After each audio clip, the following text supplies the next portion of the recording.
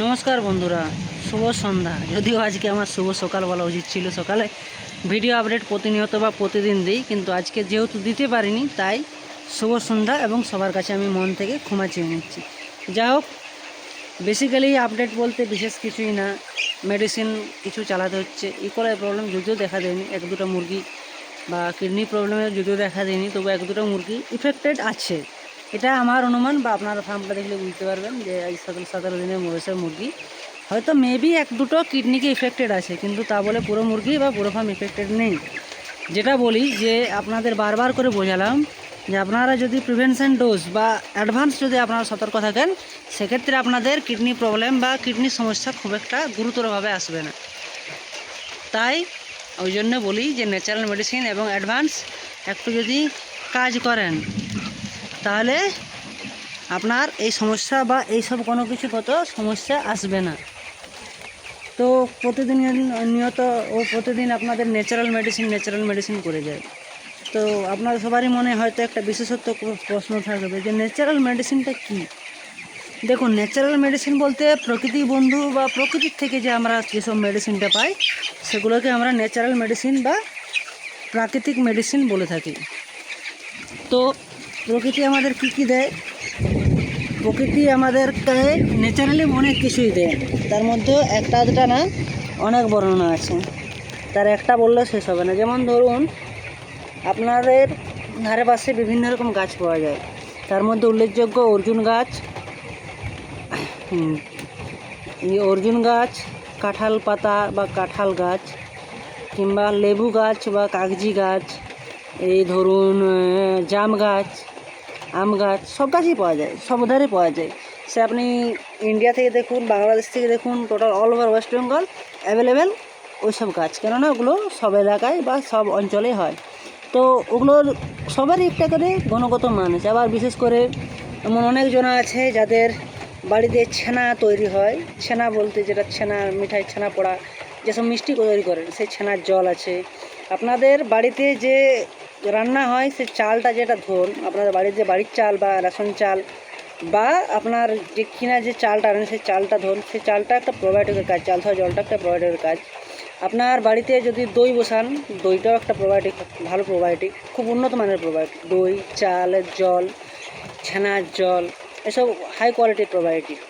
আবার আপনার যদি লিভার গঠন সমস্যার দিকে হয়, সেক্ষেত্রে আপনার পেঁপে, কাঁচকলা, অর্জুন গাছে, জাম গাছের সত্তা, মানে ভিজিয়ে ছালটা ছুলে এক রাত্রি ভিজিয়ে রেখে যে সত্তাটা বের হবে, সেই সত্তা। বাইরে ওয়েদার খুব খারাপ আছে, হয়তো আপনাদের ডিস্টার্ব হবে, কিন্তু আপনারা এইভাবে ভিডিওটা একটু দেখার চেষ্টা করুন।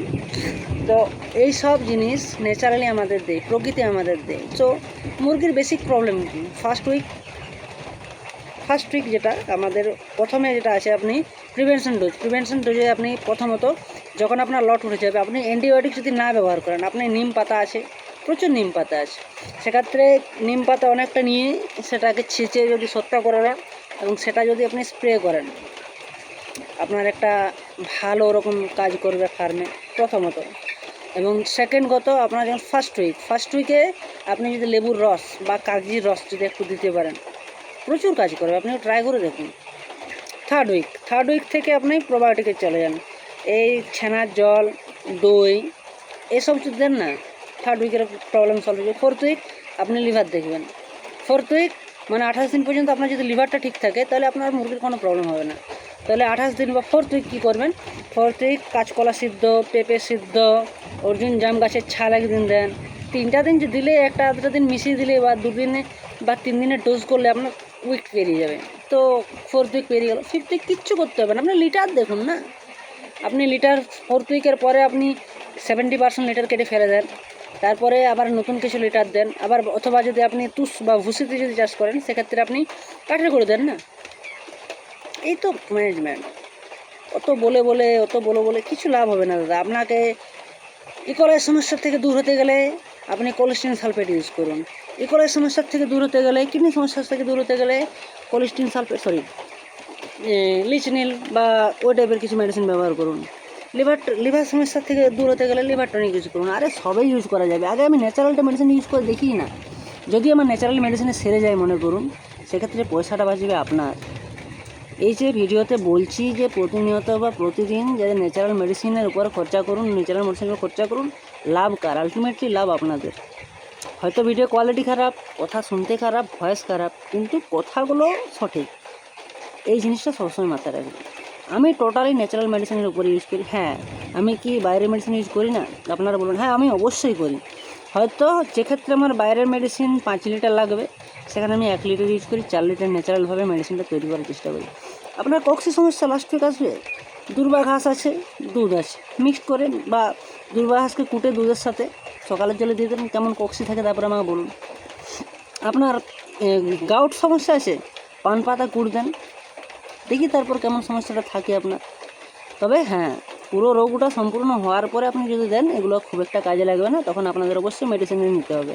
কিন্তু যদি আপনি বুঝতে পারেন যে আমার পুরোটা লটের পায়খানার একটু সামান্য ড্যামেজ আছে, আমি গাউটার সমস্যাটা একটা প্রিভেনশন ডোজ করে দিই। 19 থেকে 21 দিন একটা গাউটের প্রিভেনশন ডোজ করে দেন না।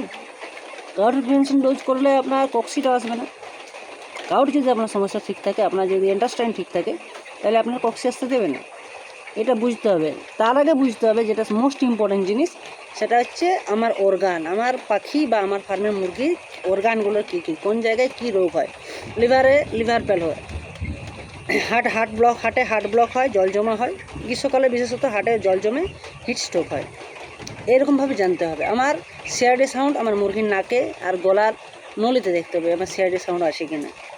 এই ধরুন আপনার যদি ভাইরাল গত ইস্যু হয়, তার আপনার লিটারের উপরে যে পায়খানা করছে মুরগি, সেটাই বলে দেবে না আপনার কোনো ইস্যু আছে কিনা। আপনার মুরগি যদি হালকা হালকা রক্ত পায়খানা করছে, সেক্ষেত্রে আপনার বুঝতে হবে যে আমার কক্সি চরম পর্যায়ে পৌঁছে গেছে। আপনার মুরগি যদি হালকা লুজ ড্রপ করে, সেখানে বুঝতে হবে আপনাকে যে আমার মুরগির লিভার কোনো ক্ষমতা নেই। মুরগির লিভারে যা ফিড খাচ্ছে বা যা ফিড কনজামশন করছে, সেটা সম্পূর্ণ আউট করে দিচ্ছে। এই তো বেসিক্যালি জিনিস, এর বাইরে কিছু নেই দাদা ম্যানেজমেন্ট। তবে হ্যাঁ, যেগুলো বেস্ট ম্যানেজমেন্ট বা যেগুলো ছাড়া মুরগি চাষ অসম্ভব, সেগুলো হচ্ছে আপনার বায়োসিকিউরিটি, আপনার পাইপ লাইন, আপনার লিটার ম্যানেজমেন্ট। এই 3টা জিনিস আপনি সঠিক করে দেন, আপনার মুরগি চাষের রেজাল্ট কেউ রুখতে পারবে না। আমি চ্যালেঞ্জ করে বলছি, আপনার মুরগি চাষের রেজাল্ট কেউ রুখতে পারবে না। সে আপনি যে কোনো কোম্পানিতে করুন, যে কোনো জায়গায় করুন, যে কোনো পরিবেশে করুন, যে কোনো আবহাওয়ায় করুন, আপনার মুরগির রেজাল্ট হতে বাধ্য। কারণ আপনি বর্ষাকালে যদি লিটার ঠিক রাখতে পারেন, গ্রীষ্মকালে যদি টেম্পারেচার ঠিক রাখতে পারেন, শীতকালেও যদি টেম্পারেচার ঠিক রাখতে পারেন, তাহলে মোটালিটি হওয়ার রিজনটা বলুন আমাকে, যে এই রিজনে আমার মোটালিটি হয়ে যাবে। এর বাইরের কিছু রিজন আছে? আপনার কি মনে হয় যে ফার্স্ট উইক ব্রিডিং মনে আপনার পারফর্ম শেষ হয়ে যাবে? আপনি যদি লিটারের থিকনেস, আপনি যদি ফার্স্ট উইক ব্রিডিং করার সময় আপনি নিচে প্লাস্টিক মেলে তারপরে তুষ দেন, তারপরে পেপার দিয়ে বাচ্চা নেন, আপনার মনে হয় একবারও যে আমার মুরগি ব্রিডিং নিউমোনিয়া মারা যাবে? কিংবা লাস্ট উইক আপনি যদি টেম্পারেচার মানে ফগার বা ফ্যান ঠিকঠাক দেন বা ভেন্টিলেশনটা প্রপার যদি করান, আপনার মনে হয় মানে হিস্ট্রোকে মারা যাবে মুরগি? দেখুন, এসি সেমি এসি সেট এই জন্যই সৃষ্টি, যাতে টেম্পারেচারটা কন্ট্রোল হয়।